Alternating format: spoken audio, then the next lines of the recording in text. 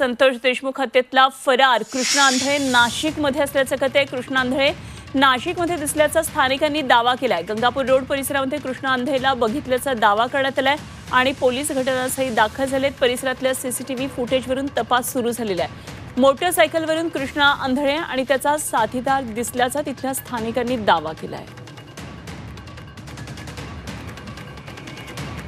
संतोष देशमुख हत्येतला फरार आरोपी आहे कृष्णा आंधळे। सर्व आरोपी आता अटकेत असताना केवळ कृष्णा आंधळे फरार आहे त्याचा तपास सीआयडी तसंच पोलिसांची पथकं करत आहे आणि कृष्णा आंधळे जवळपास आता 91 दिवसांहून अधिकचा वेळ गेलेला आहे तरीही तो अजूनही फरार आहे, पोलिसांच्या हाती लागलेला नाही। तेव्हा हाच तो कृष्णा आंधळे आहे जो नाशिकमध्ये दिसला असल्याचं कळत आहे।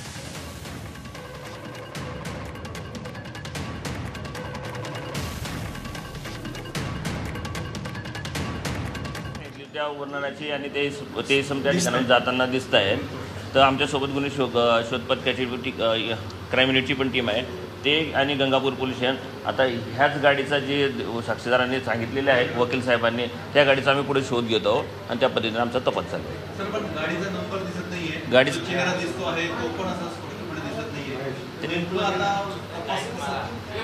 आता त्यांनी जे वर्णन सांगितलं तसं जे पुढे गाडी गेली ना ती गाडी कुठपर्यंत जाते जसा माग मिळेल आम्ही त्या पद्धतीने तपास करतो आणि पुढील तपास सांगतो। ओके,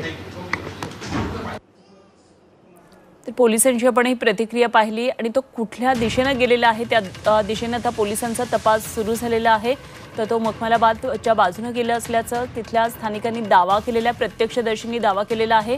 त्यामुळे कृष्णा आंधळे अशा प्रकारे पांढरट शर्टमध्ये काळी पॅन्ट आणि काळ्या बाईकवर होता, त्याच्या साथीदाराबरोबर होता, त्यानं मास्क लावलेला होता अशा प्रकारे तिथल्या स्थानिकांनी दावा केला। त्यांनी त्याला ओळखलं आणि त्यानंतर त्यांनी हळूच मास्क तिथे घातला आणि तो हळूच तिथनं पसार झाला असल्याचं तिथल्या स्थानिकांनी दावा केलेला आहे। त्यामुळे सध्या कृष्णा आंधळे हा नाशिक परिसरामध्ये आहे अशी चर्चा आहे। तिथल्या स्थानिकांचा तसा दावा आहे। कृष्णा आंधळे जो संतोष देशमुख यांच्या हत्ये प्रकरणातला आरोपी अजूनही त्याला पकडण्यामध्ये पोलिसांना यश आलेलं नाहीये आणि जवळपास आता 3 महिने झालेले आहेत आणि यामध्ये अजूनही तो पोलिसांच्या हाती लागलेला नाहीये। सीआयडीची पथकं देशभरामध्ये जाऊन त्याची तपासणी केली, तो कुठे आहे या संदर्भातला तपास केला। पोलिसांची पथकं संपूर्ण महाराष्ट्रामध्ये ठिकठिकाणी फिरतात, मात्र कृष्णा आंधळे अजूनही पोलिसांच्या हातावर तुरी देण्यामध्ये यशस्वी ठरलाय। अजूनही तो पोलिसांच्या हाती लागलेला नाहीये, मात्र नाशिकमध्ये त्याला पाहिल्याचा दावा तिथल्या स्थानिकांनी